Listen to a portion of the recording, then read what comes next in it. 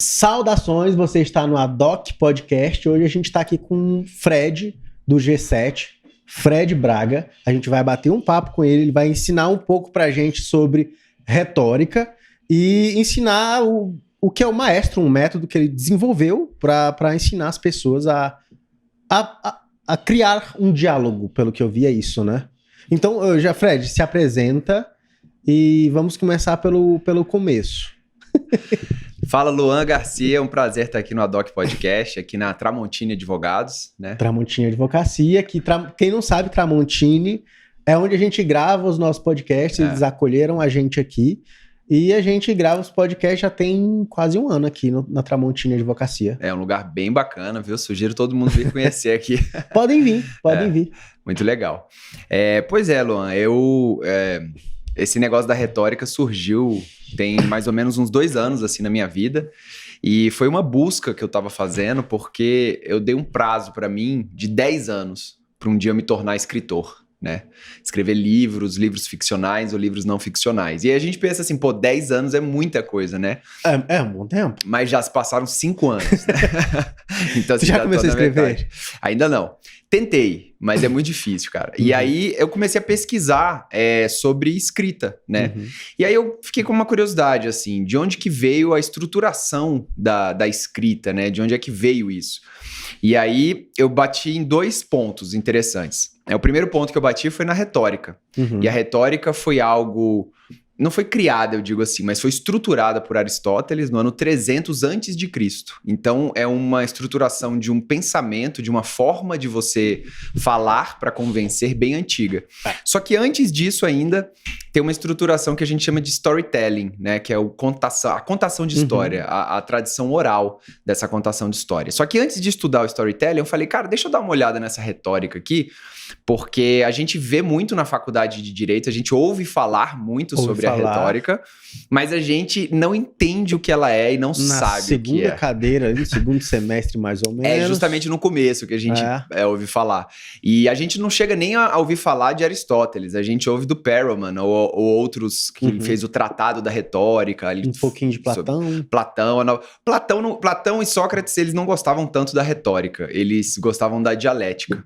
E aí a dialética fundou a base de toda a ciência que a gente vem estudando desde então. Fundou a base do conhecimento ocidental. Só que Aristóteles sabia da importância da retórica. Porque a retórica, cara, ela não é como a dialética que busca a verdade. Ela busca... transmitir a sua verdade. E nos casos humanos, principalmente no direito, na advocacia... Geralmente, você tá com 2 verdades ali que o juiz vai ter que decidir, né? Então, muitas vezes não tem um lado certo ou errado, ou ele é certo o tempo todo ou errado o tempo todo. São questões humanas que a gente tem que debater. E a dialética, ela falha nesses momentos das ciências humanas. E Aristóteles, tanto que ele chamou a retórica de arte, justamente para fugir ali um pouco da questão da ciência. Mas, para mim, a retórica ela é muito mais do que... arte. A retórica, sim, é uma ciência do convencimento humano. A retórica, ela serve para convencer e persuadir. E existe uma diferença entre convencer e persuadir. Convencer, eu posso convencer você, Luan, sem persuadir você. Qual que é a diferença, então? Por exemplo, se eu falo assim para você que você tem que dar as 40 mastigadas para você ter uma boa digestão. E aí eu mostro em vários estudos científicos que 40 mastigadas realmente é perfeito. Um negócio maravilhoso. Maravilhoso. Aí você ficou convencido de que 40 mastigadas é legal. Só que você sai daqui, vai jantar e você vai dar as 40 mastigadas? Não vou. Então eu não te persuadi. Você entendeu? Então persuadir é levar a pessoa a fazer algo. E o convencer é eu pegar o seu juízo e mostrar por A mais B que a minha verdade faz sentido. Então, como advogado, numa petição, ou então como um apresentador de podcast, você quer convencer as pessoas, mas também você quer persuadi-las a fazer algo. Então, esse maestro, eu posso montar aqui o meu esquema para me Isso. conversar com o meu convidado. Exatamente. Na verdade, você estrutura ele para você poder fazer a apresentação do podcast. Então, por exemplo, eu vi que você fez o início do podcast, né? Você falou para a câmera ali no início, né? É. Olá, como é que você falou? Olá, pessoas? Não, você falou... Saudações. Saudações Você está e no tal. Adoc Podcast. Então, isso é o que a gente chama no discurso de exórdio, que é a parte inicial do discurso. Então, o discurso ele é estruturado, segundo Aristóteles, segundo os retores, né? Em 4 partes, que é o exórdio. E o maestro é um negócio bonito. Até quando tu pegar uma carta, mostra pra câmera, que eu acho bem legal. Pra essa câmera aqui? Essa câmera aqui. Tá. Dá pra ver bem, Fabrício, quando ele mostra como é que tá? Fica legal? Ih, Fabrício tá em outra tela. O Fabrício tava ali no Pornhub ali, rapaz. Hoje ele me mata. Ele tá... Essa parte é dita, Dá né, pra ver Fabrício? bem? Pode colocar. A gente faz sem edição. Tá? Beleza, sem problema. Então, cara, vamos apresentar aqui pra você o maestro, né? O maestro, ele tem essa estrutura aqui, dá uma olhada, pode segurar a cartinha. São 9 cartas de audiência, que são essas cartas amarelas que você tá vendo aí. São 3 cartas de orador, que é justamente a pessoa. São essas cartas aqui, de Fabrício? discurso. Pode mostrar aí. São essas cartas de discurso e tem as ferramentas aqui que a gente chama de gatilhos mentais, que são os momentos que você precisa convencer. Mas deixa eu te dar um panorama um pouco mais geral antes da gente entrar nas cartas. Por exemplo, Luan, você é um arqueiro, certo? Você tem até uma cara de arqueiro mesmo, assim. Tem. Luan, você é um arqueiro. O seu discurso é a flecha, certo? E a sua audiência é o alvo. Então, como arqueiro, você começa pelo quê? Você está lá com o seu discurso, que primeira coisa que você faz? Pegar o arco Isso, e aí você aponta para onde? Pro alvo. Então, a primeira coisa que você faz é que alvo que eu vou atirar. Então, para que você vai tirar uma flecha se você não sabe para onde você vai atirar? Então, toda a galera da retórica, velho, isso 100% fala, comece pela audiência. E essa daqui são as cartas da audiência, ó. Audiênciazinha.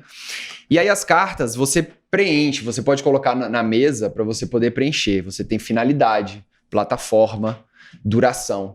Então, por exemplo, se a gente está aqui num podcast, né? A gente está numa plataforma podcast, videocast, né, no caso. Quais são as funcionalidades que essa plataforma pode ter e você pode aproveitar isso para passar a sua mensagem, sabe? Qual a duração disso? Tá aqui. Pensar, agir e sentir. É isso que você quer que sua audiência faça. Então, a minha pergunta é, você sabe quem é o seu público que está assistindo o Adoc Podcast? Tem um desenho do público. Tem um desenho do público. O que você quer que ele pense quando acabe esse episódio? O que você quer que ele sinta? O que você quer que ele faça? Assim como você faz uma peça, uma petição no direito, o que você quer que... Eu faço uma boa petição. Você faz uma boa petição? Então você pensa, o que eu quero que o juiz faça? Sim. O que eu quero que o juiz pense? O que eu quero que o juiz sinta? E aí tem uma pergunta que vai além. São as ferramentas de storytelling, né? Essas ferramentas são para você identificar o seu alvo. Isso aqui é o alvo. E a gente vai levantar aqui o que Cícero, que também ele não é um grego, é um romano, que ele falava que são os tópicos. Os tópicos para a gente montar o discurso. Então isso aqui tudo a gente levanta antes para poder montar o nosso discurso. Você vai ver que vai funcionar lá. Então, por exemplo, se você quer que o seu juiz faça alguma coisa, que ele dê a assinatura lá a seu favor.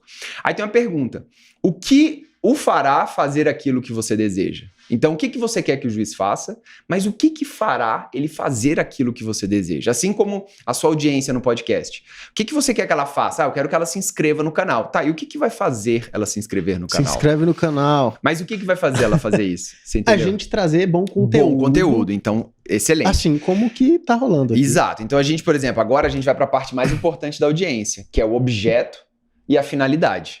A finalidade é qual a sua finalidade com esse podcast aqui. O que você quer com esse podcast? Sua finalidade. Eu quero que meu nome seja promovido, eu quero... Pessoais, profissionais. Sim, você tem que ter a sua finalidade aqui. Claro, certo? Mas ela só vai existir se você entregar algo de valor para sua audiência, que é o objeto. Que é justamente esse conteúdo de excelente qualidade que você quer. Então, tudo bem. Então, você preenchendo a audiência aqui, que na publicidade o pessoal usa muito isso fazendo persona, né? Sim. Mas é só no público, e aqui a gente tem todas essas cartas para levantar os tópicos. E aí a gente levanta, aí sim a gente vai pra parte mais interessante, que é a parte do Cara, discurso. eu sou muito visual, tá? É? Então pronto, cara. Eu olho isso aí, caramba, que negócio legal. Olha só, agora vai ficar legal agora. Porque olha só, o discurso, cara, ele é feito de 4 partes. Exórdio, exposição, argumentação e peroração. Então, qualquer discurso de convencimento ou de persuasão, se você quer persuadir alguém ou convencer, lembra, você sabe a diferença de convencimento e persuasão. Uhum. Então, eu posso também te persuadir, mas sem te convencer. Você pode falar muito bem assim, não, Fred, tudo bem, eu vou fazer o que você está falando, mas não estou convencido ainda. Então, você pode convencer, é levar alguém a ver a sua ideia, a entender a sua ideia. Agora, persuadir é levar alguém a agir, né? Uhum. Então, exórdio. Cara, o exórdio, a gente tem que começar pelo que Aristóteles chama de enigma. Então, por exemplo, aqui no podcast, o que é o enigma? Um enigma é uma afirmação tão diferente que é capaz de chamar a atenção da sua audiência. Então, por exemplo, olá pessoal, está começando mais um Adoc Podcast e hoje vou trazer para vocês uma ferramenta que vai mudar a sua vida. Eu me demito, contrato ele. Você entendeu que você tem que começar por um exórdio, cara? O exórdio é a ponta da flecha. Uhum. Então, assim, na publicidade, o que é o exórdio? O exórdio é aquela primeira palavra que a pessoa vai ler. Pode ser um exórdio visual, pode ser uma argumentação visual que a gente chama, uma imagem que chama muita atenção.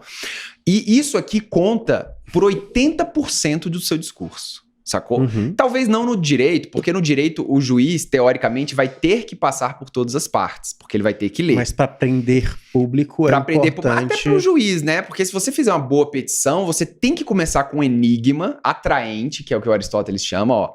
O enigma, ele se torna atraente quando a ideia é extraordinária e não se harmoniza com a opinião corrente aceita. É a famosa pulga atrás da orelha. Uhum. Então, por quê? Porque a flecha, se você pensar, o bico da flecha é fino. Por quê? Para ele poder entrar no alvo e a sua audiência passar pelas outras partes, porque o exórdio vai levar à parte seguinte. A exposição vai levar à parte seguinte, Uhum. e essa vai levar à parte seguinte. E as duas partes, teoricamente, mais importantes são essas aqui, porque aqui você convence e aqui você persuade. Argumentação e Na argumentação peroração. e na peroração. Exórdio é uma palavra diferente, mas ela é como se fosse o prólogo, só que prólogo a gente usa para livro, exórdio a gente usa para discurso. Uhum. E peroração é como se fosse um epílogo, a parte final, só que peroração a gente usa para discurso. Essas duas palavras são diferentes. E nem essas palavras a gente vê na faculdade, por exemplo. Não. Não. Então, por exemplo, exórdio, você vai começar uma peça pro advogado. Cara, Raramente, muito difícil alguém fazer tenta pensar num enigma. Quando você for escrever uma peça. Uma afirmação diferente que vai fazer o seu leitor, ou numa sustentação oral que você vai fazer. Se você começar com um enigma, cara, a galera vai falar assim, meu Deus, peraí, o que esse cara tá falando? Agora eu fiquei curioso. Uhum. Agora eu quero ver o que esse cara tá falando. Aqui também, se você começar o podcast falando, hoje temos aqui o convite de Frederico Braga, um rapaz que vai nos ensinar um pouco de retórica e vai revolucionar suas comunicações e você nunca mais vai ser o mesmo.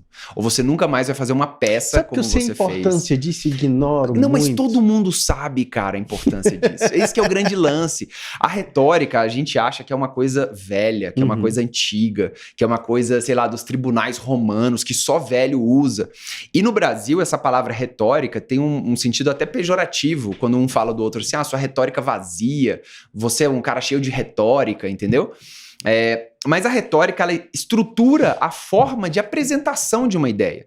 E por intuição, por prática, a gente sabe que a gente tem que começar com enigma. A gente sabe que a gente tem que começar com uma frase interessante, boa. Então, por exemplo, tem um publicitário, hoje vi, que ele fala, se você quer vender extintor de incêndio, comece pelo fogo. Uhum. Sacou? Então, aqui é a mesma coisa. Se você quer vender um podcast, comece pelo fogo, entendeu? Você tem que começar pelo que vai ser mais interessante naquele momento. Às vezes começar por um problema. E aí, o que eu percebi? Que o storytelling, que não tá aqui, mas o storytelling, ele dá uma camada geral pro seu produto. E aí, na hora de fazer o podcast em si, você usa retórica. Então, é como se você estudasse o direito de uma forma em geral, mas na hora de fazer uma peça, ele vai te dar a estrutura para você organizar suas ideias. Então, eu vou mandando aqui. Aí, olha só. Aí, na exposição, segunda parte do discurso. Segunda parte Depois da que flecha. você monta exórdio, exposição, argumentação E peroração. e peroração. Aí você coloca essas cartinhas embaixo aqui, ó. A exposição, ele vem com essas 3 cartinhas aqui: problema, promessa e solução. Não nessa ordem. Só tem uma que tem a ordem, que é a argumentação. O resto não tem ordem exatamente. Então, por exemplo, exposição vai mostrar que você é o cara que sabe o problema. Uhum. Dá pra ver mais ou menos como que tá as cartas? Ah, legal. É o cara que sabe o problema. E além disso, é o cara que tem a solução, mas você não vai dar a solução aqui. Sabe? Então, se você fala assim, olha, como advogado, eu sei que às vezes a gente tem uma grande dificuldade em organizar nossas ideias quando temos que fazer uma petição. Às vezes porque as ideias são muitas, às vezes a gente não sabe o que funciona e o que não funciona. Então, você sabe do problema. Você sabe o que acontece na vida de um advogado da sua audiência. Por isso que é importante levantar a audiência. Porque aqui o problema vai ter a ver com a audiência que você levantou. A solução com a audiência, o exórdio com a audiência. Então, por isso, comece pela audiência. Levante os tópicos. E aí, aqui, e também na exposição, você faz o pano de fundo na argumentação. Por quê? Aqui, cara, a argumentação é o lugar que todo mundo pisa na bola, velho. E é o lugar mais importante, porque você convence a pessoa. A argumentação, cara, ela é composta de ponto principal, suporte, objeção, quebra e gancho. Então, cara, parece que é muito, mas é muito simples isso aqui, na verdade. O que é o ponto principal? É a afirmação mais importante que você vai fazer. Cara, esse baralho é maravilhoso. Você entendeu? Baralho? Pode chamar baralho? Pode chamar do jeito que você quiser, cara. Eu chamo de deck porque é mais chique, né? Mas é um baralho. Então, por exemplo, o que é o ponto principal? É só uma afirmação. Então, por exemplo, se você quer falar para o juiz que fulano é inocente, isso é uma afirmação, certo? É a afirmação mais importante. Então, você vai levantar qual que é uma afirmação mais importante. Uma. Então, primeiro você levanta a audiência, depois você levanta essa afirmação. Só que para você falar assim, cara, fulano é inocente, você está falando que fulano é inocente, para você não ter que abrir uma janela aqui no meio da sua argumentação e falar quem é fulano, você usa a exposição para fazer isso. Então aqui ele faz o pano de fundo de toda a sua argumentação. Então tudo que você precisar de recurso na sua argumentação, você faz na exposição. Então, por exemplo, se você precisa falar que você é um especialista em direito tributário, você faz isso na exposição, porque quando chegar no ponto principal, você vai falar assim, bem, de acordo com minha opinião técnica, fulano, tal. A sua opinião técnica, porque se você não falar que você é um especialista, o pessoal vai te interromper e falar assim, não, peraí, você é técnico, você entendeu? E aqui na argumentação não pode ter interrupção. Então você faz o ponto principal, fulano é inocente. Agora, qual que é o suporte desse ponto principal? Por que essa afirmação é verdadeira? É só isso, velho. Argumentar é só isso. É você falar o ponto principal, que é uma afirmação, e suportar a sua afirmação. Por que ela é verdadeira? Pode suportar de várias formas. Aí você pensa, minha plateia pode levantar alguma objeção a esse ponto principal? Mas a gente viu ele dia tal, não sei o quê. Tá, suporte. Nessa objeção eu falo assim, dia tal, não sei o quê, ele já estava em tal lugar, não sei o quê. Porque você já está quebrando as objeções desse ponto principal. Tu levanta e já faz essa quebra. Quebra a objeção. E aí, se você tiver um outro ponto principal, que assim, numa peça, cara, se você tiver 3 pontos principais, já é muito, entendeu? Porque a gente tem que tentar, às vezes, fazer a argumentação em torno de 2 pontos principais, mas pode ter quantos você quiser. Você faz um gancho para um próximo ponto principal, que é o quê? Um ponto principal? Uma afirmação. E aí você suporta a sua afirmação. Tem objeção, você quebra. Precisa de mais um ponto principal? Faz um gancho para o ponto principal seguinte. E é isso. E isso a gente não aprende a argumentar. Então, assim, você tá lá fazendo uma peça. Primeiro você levanta a sua audiência. Tá, depois de levantar a sua audiência, qual que é a grande afirmação que você vai fazer? É essa. Tá, qual que é o suporte dessa afirmação? É essa. Para eu fazer isso, o que eu preciso de ter aqui na exposição para suportar aqui, para dar isso? Porque a flecha ela vai entrando no alvo. Então aqui é o negócio. Essa aqui é a segunda parte. Essa aqui é a argumentação. Eu convenci a pessoa. Convencer a pessoa, tudo bem. Então agora a gente vai para peroração, que é persuadir. Agora eu vou persuadir a pessoa. Eu vou amplificar, estimular e fazer o call to action. O que é amplificar? Eu vou pegar... Call to action é moderno. Call to action é legal. Call to action é moderno. Aí aqui, ó, tem as cartinhas de orador. Aqui Você pode ver que em cima dessa cartinha tem o azul e o vermelho. Aham. Então, o logos, que é uma forma de você estruturar o seu pensamento racionalmente, ela tem que ser usada aqui. E aqui eu posso usar o patos ou o ethos. O ethos tá no laranja e verde. Então, o que é cada um aqui? Então, assim, a exposição e a argumentação, ela é estritamente racional. Eu não posso falar assim que fulano de tal é inocente porque ele é gente boa. Uhum. Porque isso é emocional. Eu tô trazendo uma carga de emoção pra cá. Eu não posso falar que fulano é inocente porque ele é um pai de família. Isso não faz sentido. Porque e aqui é extremamente racional. Por que ele é inocente? Racionalmente. Só que aqui na peroração eu posso usar de patos, que é paixão. Então eu posso amplificar, que é pegar os mesmos argumentos que eu fiz, só que agora emocionalmente. Eu posso falar assim, gente, olha, além de tudo, fulano de tal é um pai de família. Uhum. Vocês vão estar destruindo um lar se vocês fizerem isso. Por quê? Porque agora é o momento de amplificar. E muita gente, cara, muita gente grande, muita gente que eu já analisei o discurso, mistura, coloca uma amplificação aqui no meio. Sabe? E não é o momento de fazer isso. Aqui é o momento de convencer, aqui é o momento de persuadir. Estimular é você apelar para... Se você está usando um patos, é para você apelar para o patos do próprio juiz, por exemplo, do próprio magistrado. Apelar para os sentimentos mesmo. E aqui fazer a sua chamada à ação. O que você quer que a pessoa sinta, pense ou faça. Você tem que falar diretamente o que você quer que essa pessoa faça. Isso é o call to action aqui. Eu só não notei aqui no exórdio, tu falou do enigma. Isso.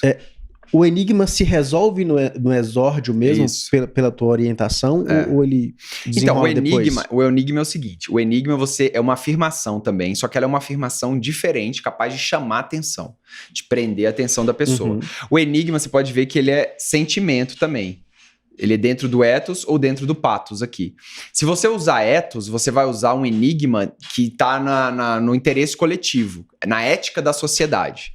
Se você for usar no patos, você vai usar um enigma mais passional, mais individual. Então você pode inverter essas cartas aqui. Entendi. Entendeu? Mas o enigma ele se resolve aqui para fazer a pessoa prestar atenção na exposição. A exposição faz a pessoa perceber que você sabe qual é o problema, sabe qual que é a promessa, sabe que você tem a solução e você mostra isso, convence a pessoa na argumentação e persuade a pessoa aqui na peroração. Agora, por exemplo, você falou uma coisa interessante. Tu criou esse esquema todinho apenas pesquisando porque tu queria ser escritor. Exato. Agora eu vou criar um esquema de storytelling, que eu tô estudando storytelling. Mas isso aqui, cara, é o seguinte, isso aqui é Aristóteles. Uhum. Porque o Aristóteles, ele tem um livro que chama Retórica, aí eu peguei Aristóteles, e aí eu peguei Cícero também, que ele tem diálogos sobre as divisões da oratória, porque oratória e retórica, na verdade, é a mesma coisa. Assim, a palavra retórica é uma palavra grega, a palavra oratória é uma palavra romana. Só que elas significam a mesma coisa. Aqui no Brasil tem uma leve diferenciação, onde retórica é uma parte mais escrita e oratória é uma parte mais falada, né? Mas para Cícero, que era um orador, não tinha tanta divisão. E peguei também Cialdini, que é um cara bem moderno, um psicólogo americano, que ele estudou as armas da persuasão. E aí aqui a gente tem... essa é outra parte do maestro, ou ainda é o maestro? É o maestro ainda, são as ferramentas. As ferramentas porque você falou ali, por exemplo, você falou assim, cara, as ferramentas, o que é uma ferramenta? Ferramenta é o seguinte, quando você precisa colocar um prego numa parede, você abre sua caixa de ferramenta e pega um martelo. Ferramenta, ela serve para resolver um problema específico. Então, por exemplo, se você tem aqui o seu exórdio, você não sabe como fazer o exórdio, você pega as ferramentas que tem aqui em cima o laranja e o verde para poder fazer. Então, você pode usar desapego, você pode usar uma máxima, que é interessante, você pode começar com uma máxima. Então, uma máxima são um meio de traduzir... Oi, Siri. Uma Siri quer participar. Uma máxima é um meio de traduzir um modo de ver que pode ser abstraído para um caso. É um provérbio. Então, por exemplo, você pode começar assim: água mole em pedra dura, tanto bate até que fura. Então te traz sugestões de enigma também. Exatamente. Ou então de peroração, porque a máxima pode ser usado tanto no exórdio quanto na peroração. Você pode usar um senso comum. Você pode usar uma aprovação social, você pode usar um bônus, um depoimento, uma promessa, um diálogo. Ou então as grandes ferramentas de persuasão. Por que grandes? Porque são as ferramentas que você pode usar em qualquer lugar. Que a gente tem afeição, compromisso, autoridade, escassez, reciprocidade e história. Sendo que história é uma das principais ferramentas. Então, se você começar um discurso falando assim, deixa eu te contar uma história. Eu vou te falar algo que nessa história você vai perceber que você não sabe nada sobre não sei o quê.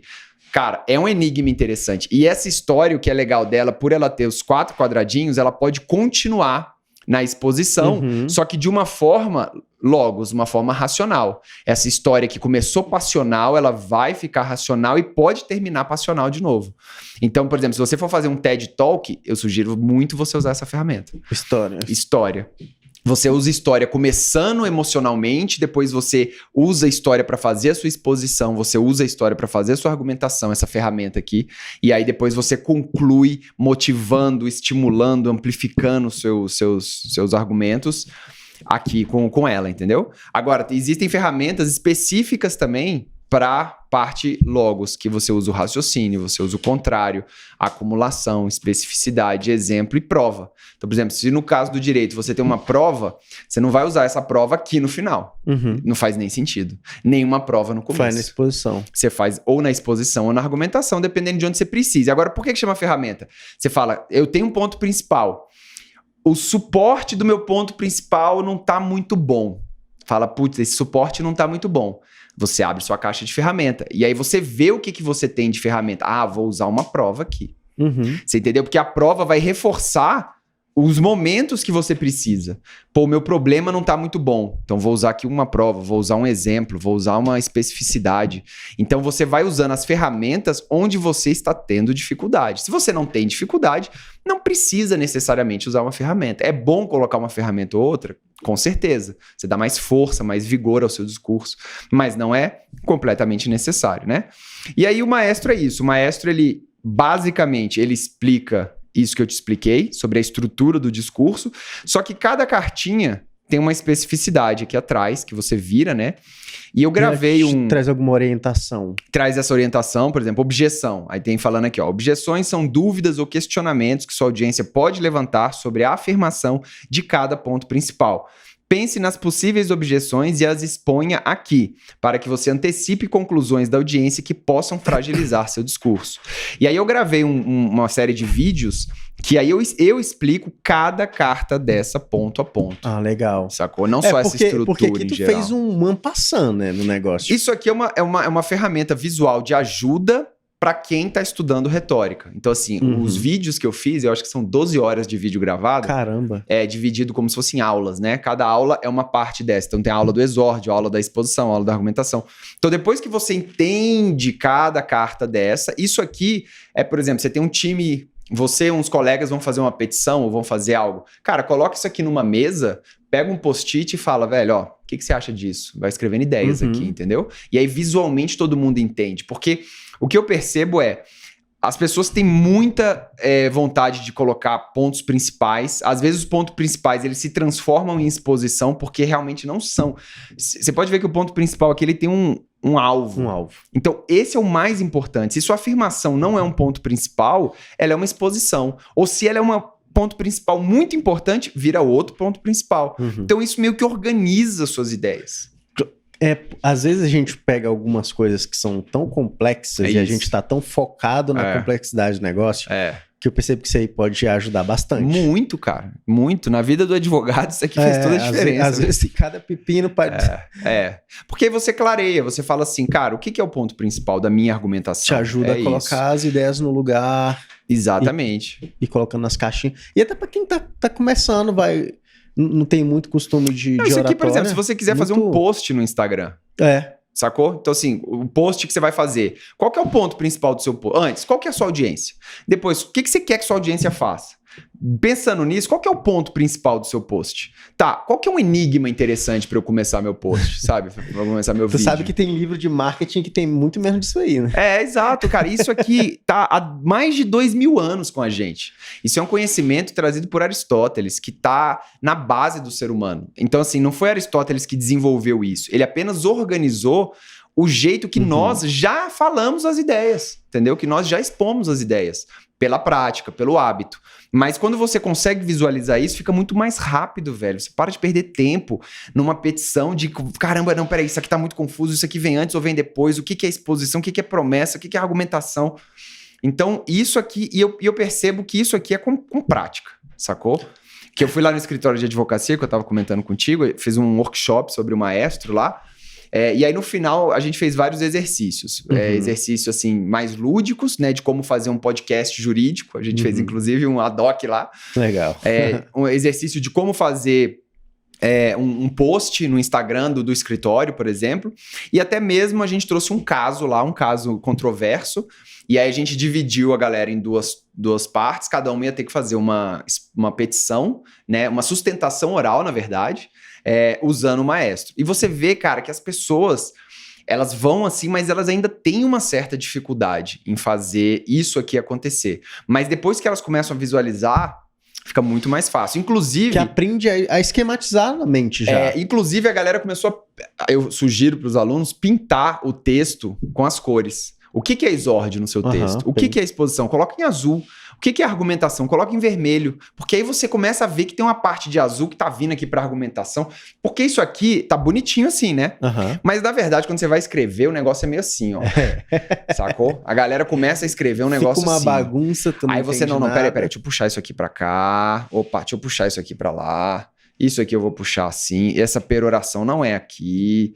Aí você começa a organizar, porque realmente as coisas meio que se fundem assim na nossa mente. Agora, quando você visualiza, aí quando coloca as ferramentas, aí você vai longe mesmo. Então, primeiro tem que organizar isso aqui. Simples, cara, o mais simples possível. E aí depois você vai melhorando o seu suporte, porque a afirmação é uma só. Mas isso aqui é o mais importante, ó. Se fosse a parte mais importante do discurso, é isso, que é o convencimento, que é o ponto principal, e a persuasão, que é o seu call to action aqui. É o convencer e persuadir. Mas para convencer, você tem que permitir que a pessoa entenda o que você está falando. E como que a pessoa entende? Percebendo que você sabe qual é o problema, que você sabe qual que é a solução, que você, se não tem uma solução, pelo menos você tem uma promessa de solução, de algo que funcione no caso, entendeu? Ou se não é você que vai decidir a solução, você pelo menos dá uma sugestão de solução, fora toda a exposição que fala quem você é, quem é o ponto principal, tudo que ele precisar de ser falado, a gente fala na exposição para não ter que abrir janelas. O que acontece é o seguinte, a pessoa fala assim, fulano de tal é inocente. Ah, mas antes de eu falar por que ele é inocente, deixa eu só contextualizar algo. Quando não sei o quê, naquele dia... Cara, você tá fazendo o que a exposição devia fazer. E aí você abriu uma janela aqui e perdeu a força da sua argumentação. Porque a argumentação é afirmação e suporte, sacou? Então, por exemplo, você vai fazer uma sustentação oral, cara, ponto principal, suporte, objeção, quebra, gancho. Vai para outro. Ah, mas o meu ponto principal, eu preciso explicar isso. Ótimo, faz isso na exposição. Já faz tudo na exposição que você precisar. Coloca tudo que você precisar ali. Todo o contexto. A exposição é para gerar contexto para o seu ponto principal. Eu gostei da utilização do enigma, porque eu gosto um pouco dessa história de conto, de história. Legal. Que você utiliza como parabólica pro contexto que você está trabalhando. Isso eu gosto bastante. E eu acho massa que ele já te sugestiona isso. Isso, exatamente. Te sugestiona isso. Tu vai em escritório de advocacia e dá um curso sobre como utilizar a maestro? Como que tu tá fazendo? O que a gente está fazendo? Porque o maestro, ele foi pensado para a gente fazer a ensinar a questão da retórica do discurso normal. Só que existe um livro que os advogados veem muito, que é o do Perelman, que ele fala sobre a argumentação. Exatamente isso aqui.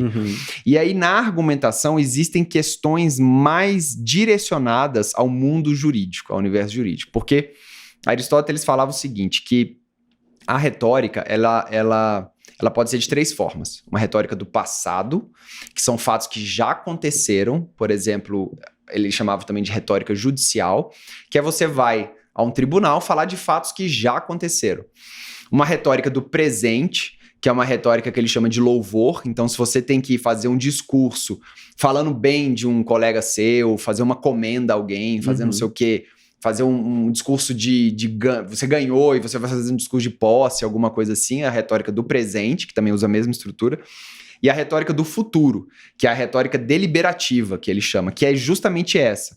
Por quê? Porque você vai falar e as pessoas vão ter que tomar uma atitude no final, se elas seguem o que você falou ou não. As pessoas vão ter que deliberar o que fazer.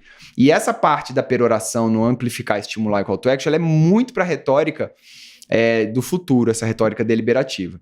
E o que a gente quer fazer é fazer um maestro específico para advogado, um maestro um pouco mais dessa retórica judicial, para que as pessoas tenham mais ferramentas na parte do discurso, da argumentação mesmo, né? Porque ali não vai mudar tanto. E colocar isso para a galera entender. Vai colocar no baralho arguir preliminares.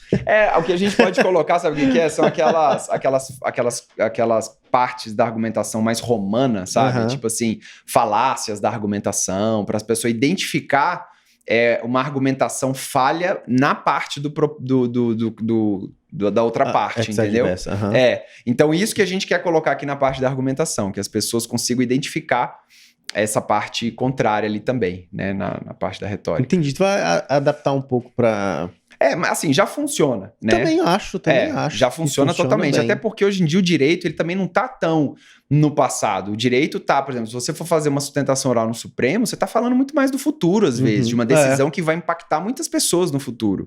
E hoje em dia, com a visual law, né, com você trazer esse direito visual também, você fazer uma argumentação visual, de repente até num vídeo, cara, você pode usar tudo isso aqui. Essas cartas podem ser transformadas em argumentos visuais, como eu disse. E quem não conhece Visual Law, é basicamente você empregar elementos gráficos dentro do universo jurídico. Você tem uma petição que pareça com isso aqui. Olha só. Negócio coloridinho.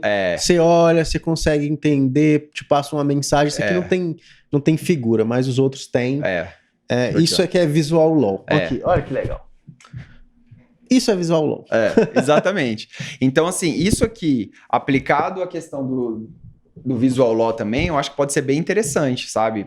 Pra galera do direito que tem interesse nesse tipo de argumentação. Sabe que Visual Law hoje é uma coisa muito moderna dentro do universo jurídico. Tá? Assim, tem um tempo que começaram algumas pessoas a falar sobre isso, só que começou-se a utilizar um pouco mais. Exato. E é bem interessante até. Muito interessante, cara. Porque imagina, você vai fazer uma amplificação, que é você pegar os seus argumentos racionais e colocar emoção. Se você puder usar um vídeo, sacou? Até na própria petição eletrônica, de repente, a pessoa pausa e clica num vídeo. Você pode colocar música, você pode colocar depoimento, você pode usar elementos visuais, sonoros, outras coisas. Eu sou uma pessoa visual. Pois é. Quando eu vejo uma petição muito bem organizada... dá um prazer, né, cara? Prazer de ler. E você bate o olho e você já lembra completamente o que tá dizendo ali. Exatamente. E eu acho que tem que ser isso mesmo, cara. Porque hoje em dia a gente tá tão visual, a gente tá tão acostumado às redes sociais, a ver foto o dia inteiro, a ver coisa colorida o dia inteiro. Quando você pega uma petição preta e branca enorme, velho, sacou? Tipo, dá uma preguiça de ler. Mal formatada. Mal formatada, com Times New Roman pequenininha, que você olha assim e você fala, meu Deus do céu.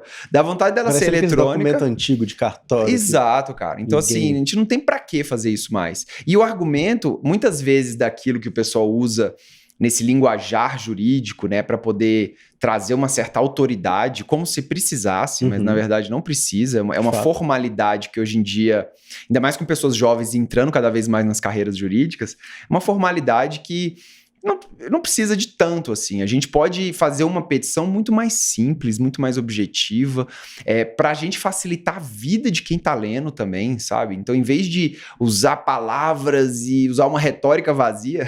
E aí, como o próprio maestro sugestiona, se tu tá escrevendo para um juiz que é mega tradicional... Por exemplo, aí tu vai ser o cara... Porque exatamente, o público, porque você pegou a sua plataforma aqui...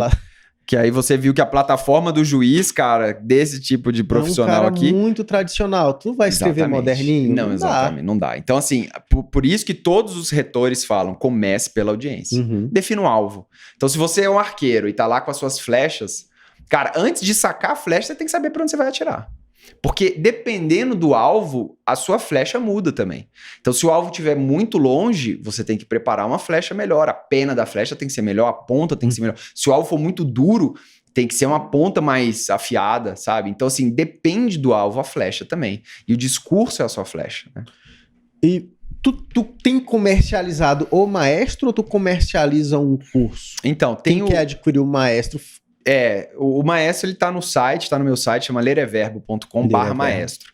E aí lá você compra o deck chega na sua casa com frete grátis. Não é baralho, É deck. É deck, desculpa, chega o baralho na sua casa, pra você jogar uma biriba. Quando eu lancei isso, o pessoal achou que fosse ser tipo um baralho de tarô, sabe? Você pega a carta assim do dia. Mas, na verdade, por que eu fiz em formato de carta? Para ficar visual, justamente, porque eu também sou uma pessoa visual. E qual que era a história por trás disso, cara? Muitos amigos... Eu acho que ficou melhor do que se tu fizesse um livreto. Pois é, eu também acho, porque aqui você pega, cara, você vira. Eu acho que tem essa parte tátil também, que eu acho muito interessante. E muitos dos meus amigos pediam para eu ficar revisando postagens deles no Instagram, né? Porque eu por querer ser escritor, né? E já tá nesse caminho há 5 anos, eu já estudei sobre copyright e tal, não sei o quê, e fui vendo. E aí, quando eu falei que eu tava estudando isso, muita gente fala, pô, Fred, dá uma revisada. Aí eu falava assim, cara, o seu exórdio não tá legal. Ou então, pô, o seu problema dentro da exposição não tá legal. E a galera não entendia o que eu falava. Falei assim, não, cara, então peraí, deixa eu mostrar pra vocês o que eu tô falando. Então, só pra te deixar ciente, se tu assistiu algum episódio, eu sei dos defeitos que tem. Do quê? Se tu assistiu algum episódio do Adoc antes de vir, eu sei dos defeitos que tem. Não, mas agora o Adoc daqui pra frente vai ser outro. Ó um bom enigma. Gente, o Adoc daqui pra frente vai ser outro. Estou sendo compelido aqui, persuadido. Tá sendo persuadido? Ou convencido já foi, agora convencido falta... já tô há décadas. E então é isso, cara. Eu quis fazer isso para as pessoas justamente poderem pegar. E aí, uma vez que você compra o deck, você tem acesso a todas as aulas, que explica cada carta de ferramenta, explica cada carta amarela, explica cada uma das cartas. Então não é um curso muito grande, porque ele deve ter umas 12 horas, né? Então dá pra você ver num dia, assim, velocidade acelerada. E tu deixou frio os vídeos? Não, esses vídeos fazem parte do seguinte, se você compra o deck, você tem acesso a esses vídeos. Legal. E tem acesso a uns extras, que são várias lives que eu fiz, que é quais os 3 problemas do discurso de persuasão, análise do discurso de venda do iPhone do Steve Jobs, análise do discurso do Joel J no TED Talk. Então eu peguei vários discursos para analisar e você ainda ganha um PDF que eu chamo de template, que é muito legal, porque, por exemplo, você faz parte de um escritório de advocacia, Tramontini, por exemplo. Aí grande escritório que é um grande escritório aqui em Brasília. Aí vocês, por exemplo, tem um advogado aqui que faz, cara, ele faz uma sustentação oral excelente, sacou? O cara é muito bom. Aí o que a gente faz? A gente pega a estrutura da sustentação oral dele e decupa no Maestro. Só que sem o que ele escreveu. Então a gente fala assim, exórdio. Ele usou reciprocidade no exórdio. Exposição, ele usou 2 promessas, 3 soluções. Identifica os elementos. Os elementos. Aí a gente faz um template. O que é o template? Você vai pegar o template dele e tem lá assim, exórdio, enigma, reciprocidade. Exposição, problemas, promessa, solução, problema, promessa, solução. 2 vezes. Argumentação, ponto principal, ponto principal, ponto principal. Peroração, amplificou, estimulou, call to action. A gente vê quantos elementos ele usou. E esse template já tem alguns exemplos disso. Por exemplo, tem um discurso de venda do Érico Rocha, do Fórmula de Lançamento. Um discurso de venda que ele faz ali para vender o curso dele. A copy dele é muito boa, né? Pois é. Só que aí você pega a copy, tira o conteúdo e estrutura no Maestro. Aí você pode usar a sua copy como uma estrutura dele. Você entendeu? De trabalho de faculdade. Por exemplo, eu vou te dar um exemplo do Érico Rocha, que legal. Porque plataforma dele, ele ia fazer um story, ele tinha 1 minuto para falar. O objeto, ele tinha que entregar um valor para a pessoa e ele tinha que falar muito rápido. Então, o que ele fez? Ele não usou a exposição. Simplesmente. Tipo, não tem tempo. Tirou a exposição. Cara, aqui no exórdio, ele usou 4 ferramentas. Já assim, de cara, sacou? Exórdio, ele já colocou compromisso, que é uma ferramenta muito forte. Então, por exemplo, ele fala assim, olá, eu quero te fazer um convite. O que é convite? Convite é o compromisso. Se você aceita esse convite, você vai continuar aceitando os próximos convites que eu fizer. E aí eu explico cada ferramenta dessa. Eu quero te fazer um convite. E esse convite é um convite inédito. Eu nunca fiz esse convite antes para ninguém. E esse convite só vai ficar disponível por pouco tempo. Cara, 24 horas. Tipo assim, no Enigma, ele já foi com o pé na porta, porque ele tem poucos segundos para prender a atenção da audiência dele num universo que é muito concorrido, que se chama Instagram. Instagram é como se fosse uma festa, uma balada com música alta. Aí, cara, tem uma galera dançando, tem uma galera olhando para vários lugares. Você tem que falar assim, gente, ó, chamou a atenção da galera? Vem pra cá. Você tem que fazer o call to action pra pessoa sair do Instagram, pra você conversar com ela. Porque você não conversa. Bebida de graça. Exato. Aí a galera, opa, vem cá comigo. Aí você leva a pessoa pra um lugar mais calmo pra você... Aí na argumentação ele falou assim, vou te mostrar como construir um negócio digital do absoluto zero. É uma afirmação que ele tá fazendo. Uma afirmação. Aí o suporte dele. Porque no meu ponto de vista técnico, o caminho que eu vou te dar é o melhor que eu já dei até hoje. Então, assim, ele parte do pressuposto que a pessoa já conhece ele, por isso que ele não precisou fazer a exposição. Porque se você chegasse, cara, quem é esse cara? Ele ia precisar falar quem ele é, mas o Érico Rocha não precisa, no caso dele, pra audiência que ele tava falando. Agora, se fosse pra uma audiência nova, porque esses leads que ele deve ter feito, essa galera provavelmente pra quem já conhece. Já se engajou com o conteúdo dele. Por isso que é importante levantar audiência. Porque se ele falasse assim, não, eu quero pegar quem nunca ouviu falar de mim. Olá, eu sou Érico Rocha, sou o maior especialista em venda digital do Brasil, com mais de não sei quantos mil alunos. Beleza. E hoje eu quero falar de algo que você deve estar lutando aí, que é vender na internet. Problema. E eu tenho uma ferramenta que vai te ajudar muito. Promessa, solução. Então, beleza, já fez a exposição. Vou te mostrar como fazer um negócio do absoluto zero. Quando você faz uma afirmação do ponto principal, a segunda pergunta da sua audiência é como? Ou por quê? Ou quando? Vai vir uma pergunta. Aí você já dá suporte. Porque na minha opinião técnica... Que opinião técnica? Ah, o cara é o maior especialista em venda. Ele já falou isso. Você entendeu? Ele não tem que falar isso aqui. Ele já falou antes. Mas no caso dele, ele não precisa nem falar. Porque a plataforma que ele usa tem vídeo. E por ter vídeo, pode ter a cara dele. Então ele não precisa falar quem ele é. Para uma audiência que já conhece ele. E aí ele faz aqui, peroração, ele faz call to action, cara, ele faz 4. 1, 2, 3, 4. Estimula call to action. Sacou? Então, assim, é muito legal ter esse template. Porque se um dia você precisar fazer um discurso de venda rápido na internet, você pega o template dele. Então, de post de Instagram a tribunal do júri, a gente consegue aplicar as técnicas de Se você retórica. precisar de convencer alguém ou persuadir alguém, retórica. É isso aí. É isso, cara. Sacou? E aí é só mudar o nome, né? Se retórica se você tá no lugar mais formal e copywriting ou copy se você tá na internet. Se você é publicitário, por exemplo, né? Mas a base disso tudo aqui é a retórica. E assim, você sabendo esses elementos, você começa a enxergar por trás da Matrix, né? Quando você vê um discurso agora, um discurso bem feito, principalmente assim, os americanos. Por que eu digo os americanos, cara? Porque lá eles estudam Shakespeare. Por quê? Porque é literatura inglesa, sacou? Nós, quando a gente tá no ensino médio, eu acho que isso aqui tinha que ser ensinado no ensino médio. Véio. Quando a gente tá no ensino médio, a gente estuda literatura brasileira. Eles estudam literatura inglesa. E eles estudam Shakespeare. E Shakespeare, cara, tem várias peças, vários momentos que tem tribunal. E o cara usa muito retórica. Então, desde os 16 anos, 15 anos, eles estudam retórica, cara. E a gente não estuda, por isso que a gente não sabe convencer ninguém. A gente não sabe fazer uma argumentação, que é uma coisa tão simples, que é pronto principal suporte e objeção. Sacou? E os caras estudam isso. Por que eu sei disso? A minha irmã, ela mora nos Estados Unidos há muitos anos, e ela tem 2 filhas lá, que são minhas sobrinhas, né? Quando eu tava apresentando isso pra minha irmã, que ela tava querendo fazer uns vídeos de venda do produto dela, fonoaudiólogo e tal, não tem nada a ver, a minha sobrinha tava do lado e falou assim, isso é Shakespeare. Aí eu fiquei com isso na cabeça e comecei a investigar. Aí comecei a perguntar pra ela. 15. Nossa. Ela falou, isso é Shakespeare. Isso tá na peça... aquela peça do Marco Aurélio.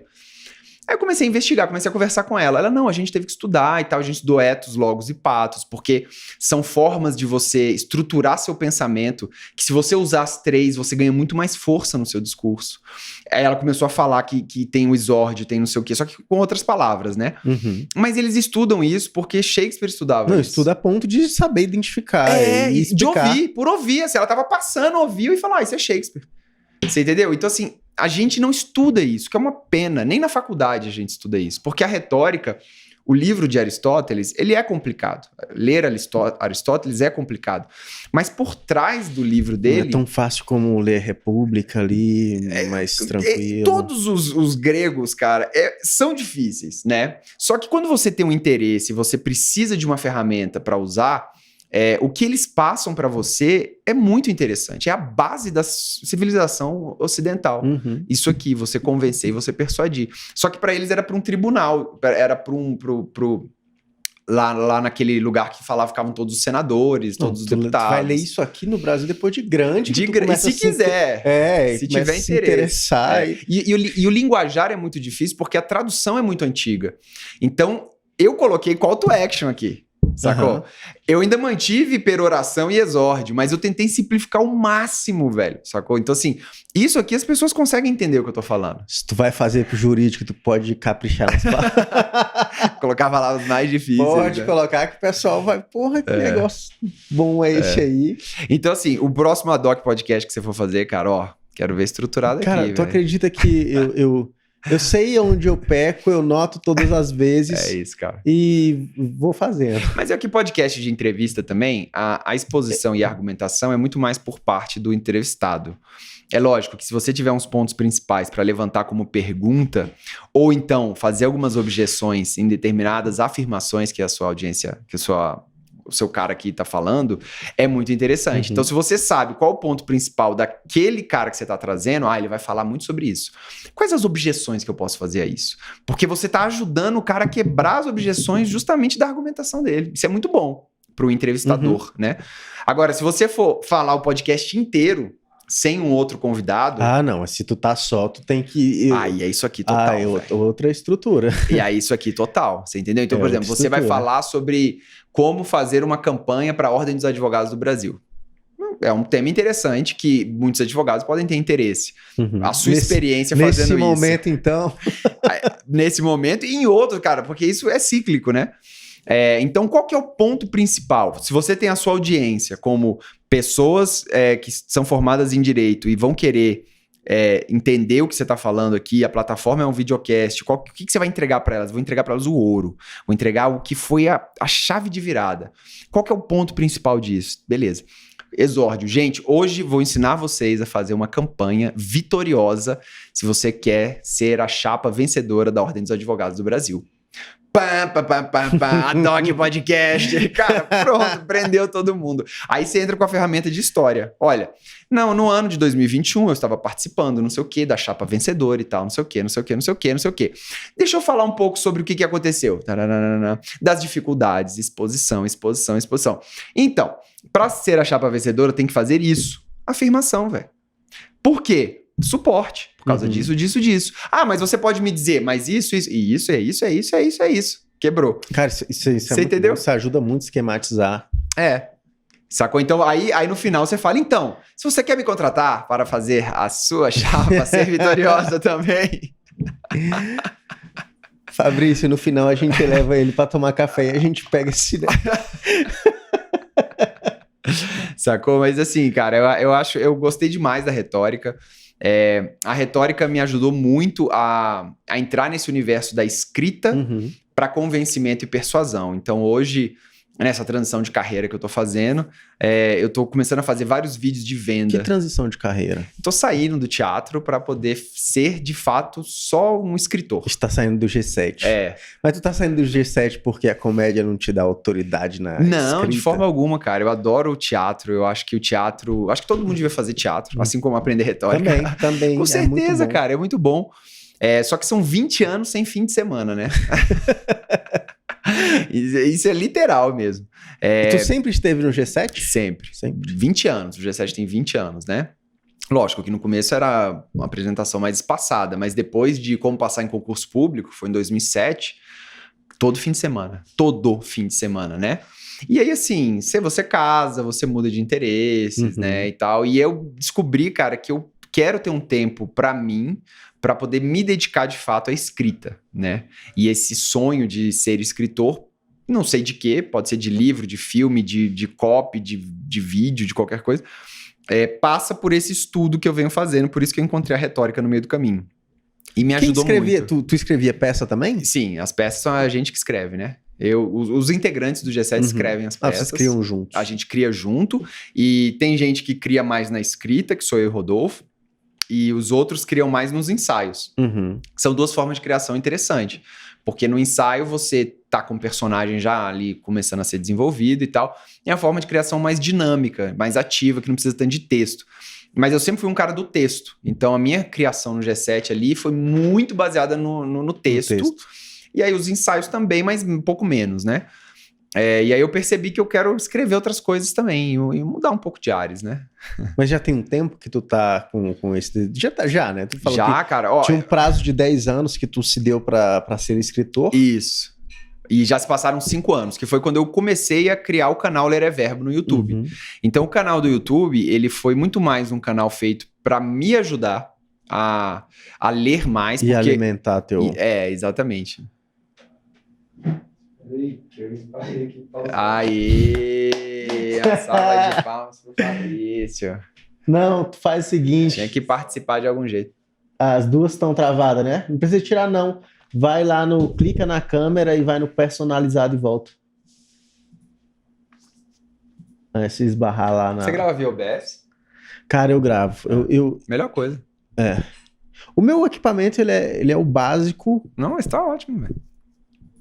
Mas o básico pra manter uma qualidade ok. É isso. Bom. Menos do que isso é horrível. Ainda mais pra gravar com 3 câmeras, 2 mix e tal. Não. Ainda traz o computador, né? Não, tem que trazer tudo aqui. Falta que o notebook faz só... É um Hackintosh, não? Não, Windows. Não mesmo. Mas você tá gravando no... Windows Touch. Não, eu gravo no OBS... E o áudio? E o áudio eu gravo no Ableton. No Ableton, entendi. Na verdade, tem um aplicativo que ele manda o áudio do Ableton direto pro OBS. Tá. Tu instala o aplicativo nos dois. Um ele envia, no outro ele recebe. Entendi. Então ele é um áudio um pouco melhor do que tu usar as ferramentas que tem no Ableton ou no OBS direto. O compressor do OBS é horrível. Muito ruim. Então eu faço assim, a melhor forma de gravar no áudio já fica de backup também no Ableton. Entendi. Um áudio bom. Legal. Se der alguma treta, tu consegue mexer bem ali. Entendi. Legal. É o Loopback esse aplicativo, não? Que você usa? Parecido. Tá. Restream, alguma coisa. Mas é esses aplicativos de looping. Legal. Tudo certo nas duas? Bora. A gente tava onde? Aqui mesmo. Fabrício. Eu acho que falando do canal Ler é Verbo, né? Ler é Verbo.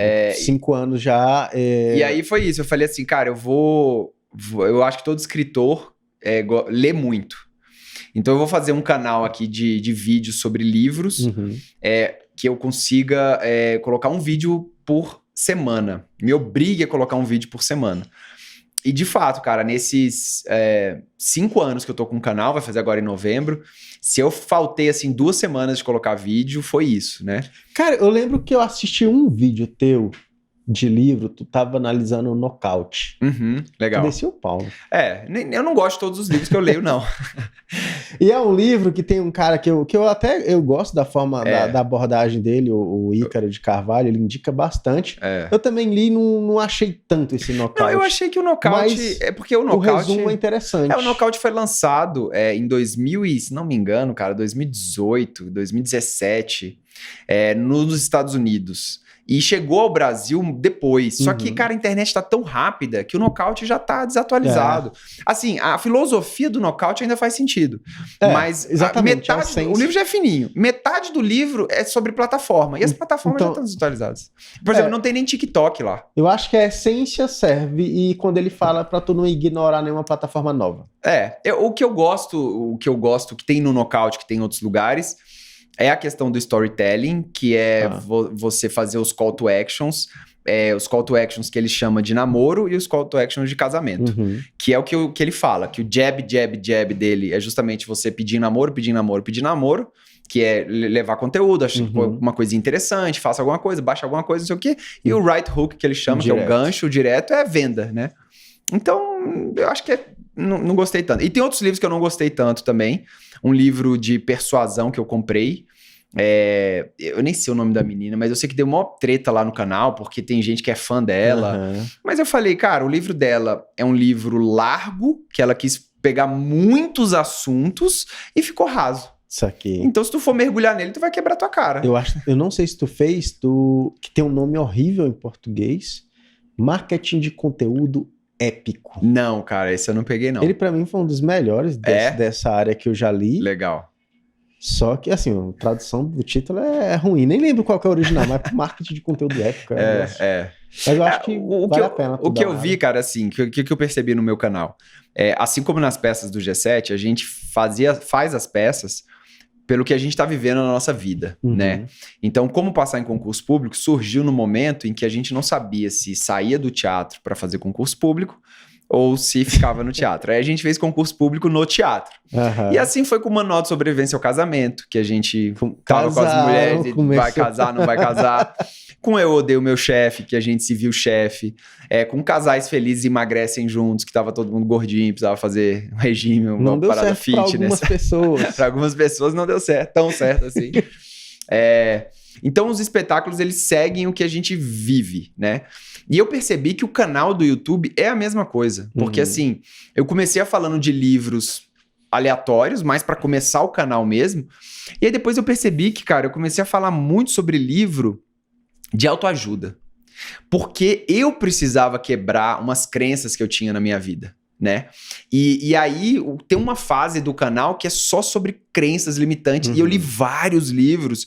E eu fui à base da psicologia positiva, que é um livro muito interessante, que tem um nome muito esquisito, que eu não vou lembrar agora, cara. Mas tem lá no canal.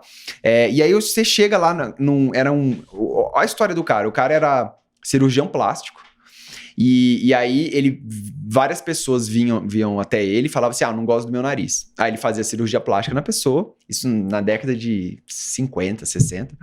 E a pessoa continuava não gostando do nariz dela. Aí ele falou, tem alguma coisa aí. Então, às vezes, o externo resolve o interno, mas tem alguma coisa interna que tem que ser resolvida às vezes, que não é fato de eu mexer no nariz da pessoa. Psicocibernética é o nome do livro. Olha só que viagem. Nossa. Psicocibernética, exatamente. É do Maxwell Maltz. E aí ele começou a estudar e virou um psicoterapeuta. Então ele era cirurgião plástico e psicoterapeuta. E ele percebeu que muitos dos problemas que a gente tem são cicatrizes internas que a gente tem que resolver. Então foi o início de uma psicologia positiva ali, né?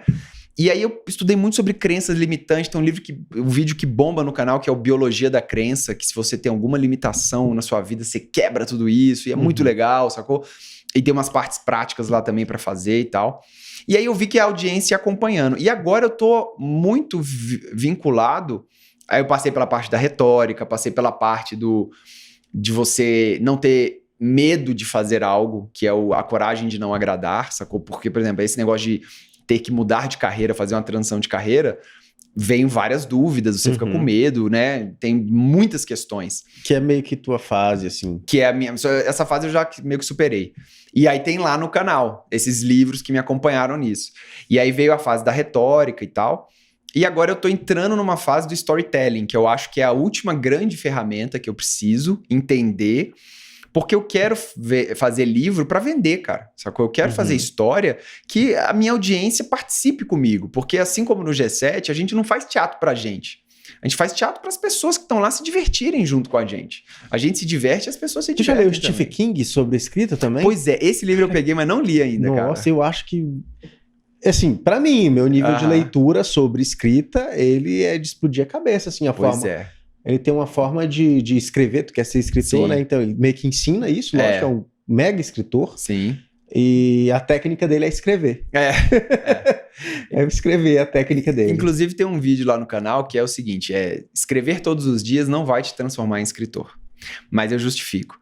Porque muita gente acha que ser escritor senta na bunda na cadeira e escreve. O Stephen King, ele começa assim. É tipo isso. Só que senta a bunda na cadeira e escreve sem um objetivo, velho, você não vai chegar a lugar nenhum. Mas eu vi que ele tem as técnicas dele. Aí sim, ele gosta de desenvolver o personagem no decorrer da história. Por exemplo. Ele não gosta de criar um final e adaptar o personagem ao final que vai acontecer. Entendi. É legal. Não, legal. Eu acho que esse vai ser vai estar dentro do storytelling, com certeza. Eu, inclusive, já tenho esse livro, só que eu não li ainda. E eu acho que o storytelling é essa ferramenta que está faltando, porque Eu tentei escrever já, né? Eu tenho algumas ideias de algumas histórias que eu quero escrever, só que ficou muito ruim. Sabe quando você lê, você tem vontade de chorar, velho, sacou? Tipo, eu escrevi 30 mil palavras, que deve ser aí, cara, tipo umas 100 páginas por aí. Mas eu tinha vontade de chorar, sacou? Por quê? Porque é como você tentar fazer um discurso de persuasão e tá tudo fora do lugar. Nada tá engajando, nada tá legal, nada tá bacana, sacou? E o storytelling vem pra te acalmar e falar, não, cara, calma. Eu não vou falar a história que você tem que escrever. Eu vou falar alguns elementos, alguns pontos importantes que você tem que ter na sua história, porque a história, cara, nada mais é de uma forma de passar uma informação pra você, né? A história sempre foi isso. E o nosso cérebro, bicho, ele adora história. Ele adora história. A gente foi criado para ouvir história. Desde quando a gente aprendeu a falar, a gente ouve história. Então, existem elementos em que o nosso cérebro reconhece numa história e engaja. Isso que o storytelling faz. Então, ele não é uma fórmula mágica, não é algo para... Igual a retórica, não é algo para manipular alguém. Tanto que o Aristóteles fala, convencer não é manipular. Convencer, você vai levar a pessoa para a sua verdade, para aquilo que você acredita. Se você não acredita naquilo, ou se você se baseia em fatos falsos, aí você está manipulando alguém. E sobre o que você já escreveu, mesmo não tendo gostado então, do resultado final? Eu gosto de ficção científica, né? Eu adoro o Isaac Asimov, que agora inclusive tem a série Fundação lá na Apple TV, que é o livro, a trilogia, septologia, são 7 livros que ele escreveu. Pra mim, é o melhor escritor de ficção científica que eu já li, a melhor história que eu já li de ficção científica é essa da Fundação. E nunca tinham conseguido adaptar, e adaptaram agora pra TV. Então, assim, eu me amarro em ficção científica. Eu tentei escrever uma ficção científica. Com viagem no tempo ou sem viagem sem viagem no tempo. Já era numa outra realidade, digamos assim. Essa minha história, ela já virou um gibi, né? Um pedaço dela virou um gibi. Que tu achou ruim? Virou um gibi muito bonito, cara. O cara que desenhou muito bem, sacou? Um futuro dark, assim, bem legal. Só que foi só uma partezinha da história que ele desenhou, né? Aí eu fui tentar escrever a história toda, ficou muito ruim, cara, sacou? Mas tá lá, tá guardada, vou chegar lá ainda. E agora, o objetivo do canal é esse, é me ajudar e ajudar as pessoas e fazer uma comunidade, cara. E é impressionante como tem pessoas que às vezes estão na mesma vibe que você, sabe? Então, por exemplo, o Maestro... Eu trouxe o Maestro, no canal, como sempre, eu entrego muito produto gratuito no canal, tem vários vídeos que tem lá, tem material de apoio no site gratuito para você baixar, só que o Maestro ele era tão grande e eu precisava fazer as cartas para poder ficar legal que não dava para ser gratuito esse, porque as cartas elas não são tão baratas, tem né? Custo, né? A carta são bonitinhas, é boa, são legais, assim, porque eu não queria uma carta de papel que amassasse, que estragasse, você coloca na mesa e estraga. Esse baralho aqui tem quase 1 ano já e ele tá ainda inteirão, né? Tá novo? É isso que eu uso para apresentar. Então, assim, eu queria isso. Então, o Maestro é uma ferramenta paga, assim como tem outro curso sobre criatividade lá também, que é um curso pago também, mas só. E aí as pessoas vão se juntando ao redor. E eu vejo que o canal não tem tanta gente de storytelling, não tem tanta gente de escritor. Quando eu lanço um livro sobre storytelling, é um dos que menos tem visualização e engajamento no canal. A galera gosta muito dos livros de autoajuda, até porque foi um grande período do canal que ficou em autoajuda, então a audiência de lá foi baseada nisso, construiu essa audiência. E agora, mas cara, o que eu posso fazer, né? Tipo, eu preciso ir para os livros de storytelling, né? Então... Cara, mas talvez o pessoal comece a gostar quando tu começa a explicar o quão útil, o quão necessário storytelling eu acho fantástico, cara. Eu li um agora, foi o primeiro que eu li. Storytelling é outra coisa que de post de Instagram a tribunal do júri você consegue usar. O storytelling, ele dá... Por exemplo, o Maestro, ele tá dentro do storytelling. O Maestro, você usa... O storytelling, você tem o arco geral. E aí, quando você precisa fazer um post dentro daquele arco geral, aí você usa a retórica ali, entendeu? Em algum momento, para convencer ou persuadir, você usa essa ferramenta. Mas ela não te dá esse arco geral que o storytelling dá, sabe? Então, eu li um que chama Story Brand agora, que saiu ontem, inclusive, no canal, ou hoje. Saiu hoje no canal.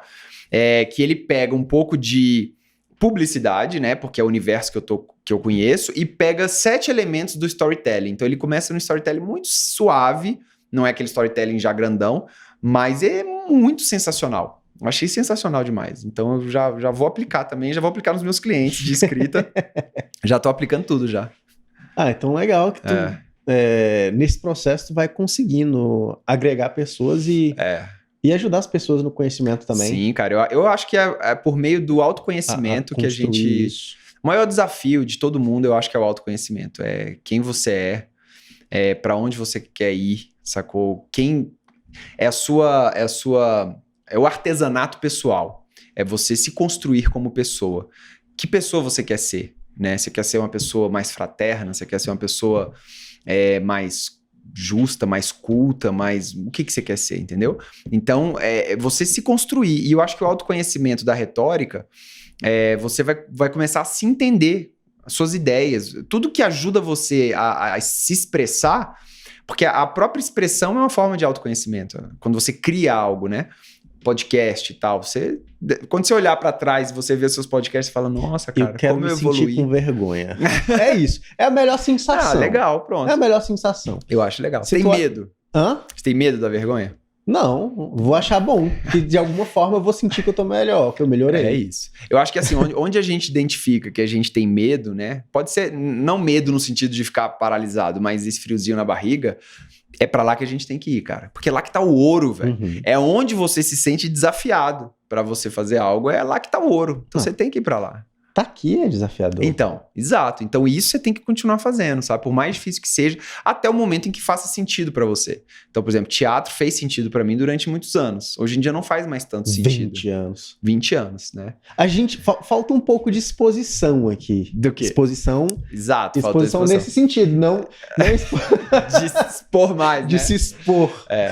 Mas isso é culpa do entrevistador aqui, né? Que não deu. Porque a gente começou direto aqui. Foi. Mas tu cursou Direito. Foi. Também. Isso. Pelo menos tu e o Rodolfo do G7. Eu sou formado em Direito e eu sou advogado, podemos dizer assim, porque eu passei na ordem. Passou na ordem. O Rodolfo conta que não passou porque tava de bermuda e não pôde fazer a prova. Mas ninguém sabe se ele ia passar na prova, né? Brincadeira. Não, o Rodolfo é um cara muito inteligente. Fica sempre a dúvida, né? Mas ele é nerd pra caramba. Ele é muito nerd. Então, assim, nós somos somos formados em Direito. Enquanto eu fazia Direito no CEUB, eu também fazia Ciência Política no UNB. Uhum. Então, também sou formado em Ciência Política. E aí, enquanto fazia as duas faculdades, a gente fazia teatro. E aí, Então, eu trouxe essa bagagem jurídica, política para a carreira, né? Trouxe pro teatro. No teatro, eu aprendi a falar, a expor as ideias, a me conectar com o público, que eu acho muito interessante. Só que uma força minha... Você já fez aquele teste Gallup de forças? Não. Cara, eu recomendo muito dos animais? Não. Gallup é uma... Eu não sei nem o que é ele. É uma instituição americana de pesquisa. E eles têm um teste de forças, onde ele identificou 52 forças humanas, e aí é um teste que demora aí umas 1h30, 2 horas, de você responder pergunta. Eita. E tal, Ele não é barato de fazer, mas ele identifica ele coloca em ordem suas forças. Por quê? Não é que você tem que melhorar no que você é ruim. Você só não pode deixar o que você é ruim te atrapalhar. Uhum. Entendeu? Então você tem que melhorar até o ponto daquilo não te atrapalhar mais. Mas, se você treinar e melhorar o que você já é bom, aí você fica imparável, sacou? Então, as minhas 5 principais forças estão na razão. Eu sou muito bom estrategista, sou muito bom na intelecção, que é você ler um livro e explicar o livro para a pessoa, que é o que eu faço no canal, sacou? Sou muito bom em organizar as coisas, né? Aí depois tem outras forças, tem assim, são 4 grandes áreas de forças. Tem a área social, a área da comunicação, a área da organização, do intelecto, da razão e outra área lá que eu não lembro. E aí ele te dá vários diagnósticos. E aí eu percebi que, cara, dentro das minhas forças, isso aqui é o que eu sou mais forte. É conseguir passar para as pessoas... Concatenar bem as ideias. Concatenar as ideias, pegar um conhecimento que seja aparentemente difícil e dissecar esse conhecimento para as pessoas, sabe? E você olhando assim, eu sempre fiz muito isso no G7, de pegar um tema que às vezes, que a gente não sabe pôr em palavras, né? Uma cena sobre um relacionamento, sobre um casamento.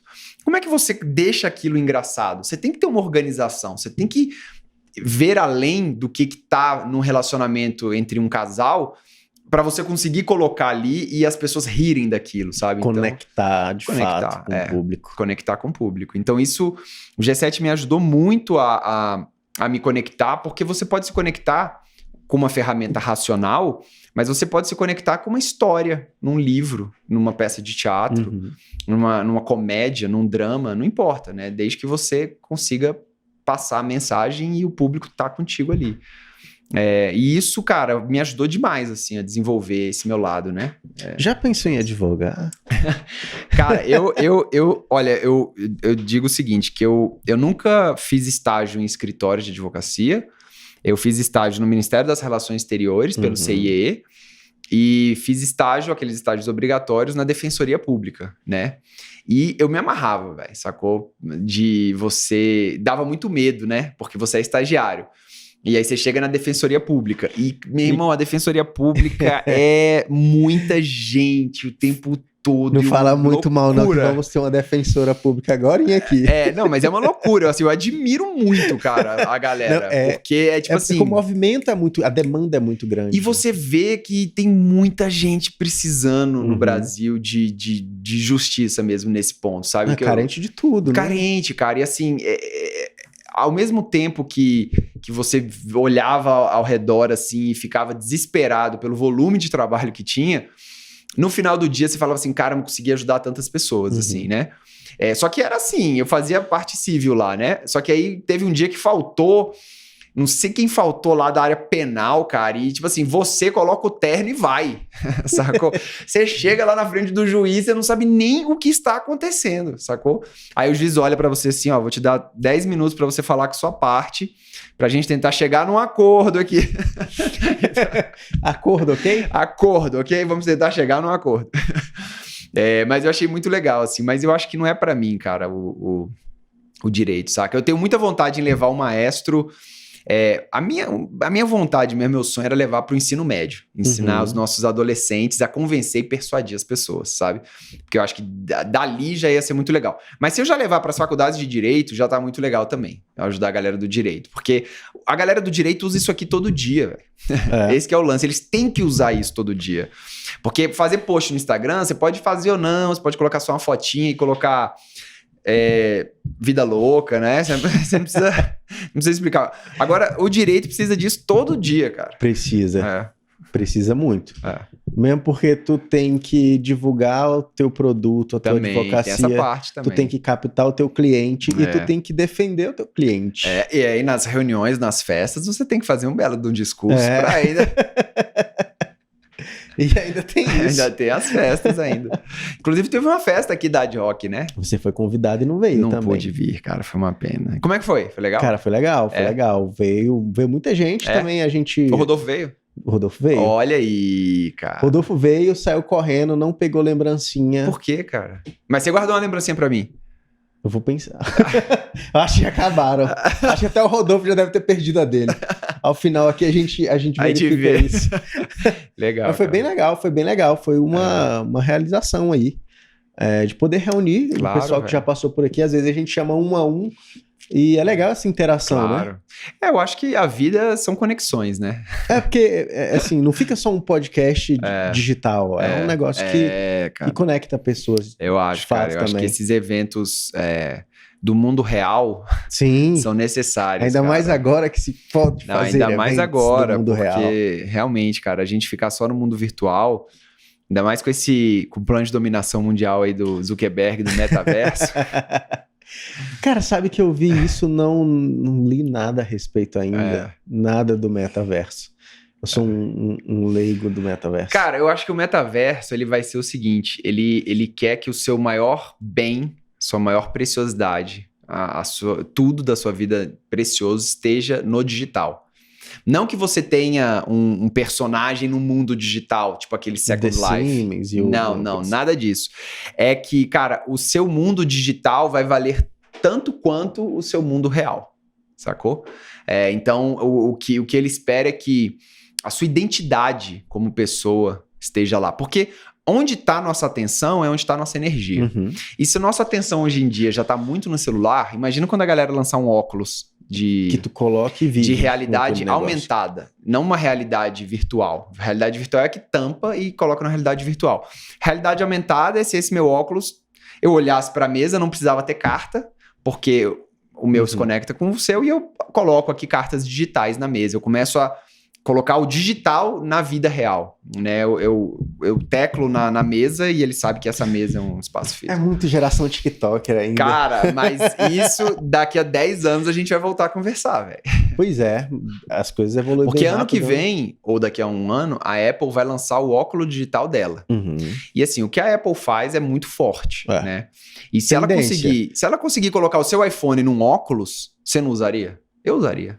Porque tá louco. Imagina, cara. Né? Mas imagina você tá aqui, aí aparece aqui nessa mesa o seu e-mail, você clica aqui, aí abre seu e-mail aqui na mesa, você lê.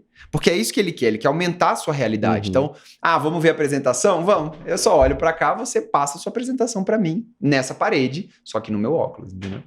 E aí, o que o Zuckerberg sacou? Falou assim, cara, lá que tá o ouro, porque lá que vai estar. Se a gente já tá com 50% da atenção no digital, com o celular, com esses óculos, a gente vai para 80%, 90% da atenção. Então, o seu grande valor, a sua grande personalidade, identidade, vai estar no Adoc Podcast. O seu valor vai estar na internet, vai estar lá, sacou? Por isso que ele fala que isso é o metaverso. É o universo que está além desse nosso universo, além dessa realidade. Quando eu vi ele colocar esse nome estranho, algum motivo tem.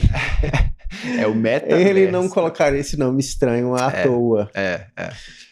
E tu gostaria de fazer tuas considerações finais aqui pra gente? Vamos pra peroração? A gente não falou de peroração. Não. Peroração tá. do episódio, do podcast. Caramba, o cara não tá na metade da explicação. Não, vamos pra nossa peroração aqui agora. Então vamos lá, vamos amplificar tudo que a gente falou, só que agora de uma forma emocional. Então, cara, eu queria agradecer muito você pela oportunidade de chamar aqui. Luan Garcia, um futuro advogado, comunicador aí, presidente da Ordem dos Advogados do Brasil, quem sabe um dia, Olha cara? O poder dessa... Eu acho que é muita responsabilidade. Tô estimulando. Eu acho que é muita responsabilidade. Fala isso não, cara, só agradece. Fala, obrigado. Sorri e acene. Cara, foi um prazer participar aqui, mostrar um pouco dessa ferramenta que eu tô desenvolvendo, que ela tá em constante evolução. Tem uma frase que eu gosto muito, que ela é meio paradoxal, que ela fala que a gente só ensina aquilo que a gente não sabe. Porque quando a gente não sabe, a gente tem essa gana, essa vontade de buscar e de pesquisar. E a gente faz isso com outras pessoas, né? Porque ninguém consegue ver tudo, todos os ângulos de tudo. Então, a retórica é algo que eu não sei completamente. Estou longe de saber tudo sobre retórica. E isso aqui é mais um diálogo para as pessoas também darem inputs e ver o que melhorou, ver o que não tá bom, para a gente crescer como um grupo de seres humanos que buscam o progresso através do conhecimento, né? Então, é muito legal isso e muito legal esses espaços que a gente tem para falar disso, principalmente para os advogados que a gente está vendo por aí. E quem quiser conhecer mais sobre o maestro ou sobre mim, é só procurar Ler é Verbo. Deixarei, tu me passa os teus links, a gente deixa na descrição. Tá na descrição aqui. Aí, pessoal. Tá na descrição do vídeo. Tá na descrição do vídeo. Tá na descrição do vídeo. E vai ser um prazer conversar com qualquer pessoa que tenha interesse nesse tema, nesse assunto. E eu gosto muito disso, então a gente pode trocar uma ideia. E muito obrigado pelo convite mais uma vez. Eu que agradeço, cara. E eu espero a minha lembrancinha. Fabrício, tá achando que não fosse essa, né?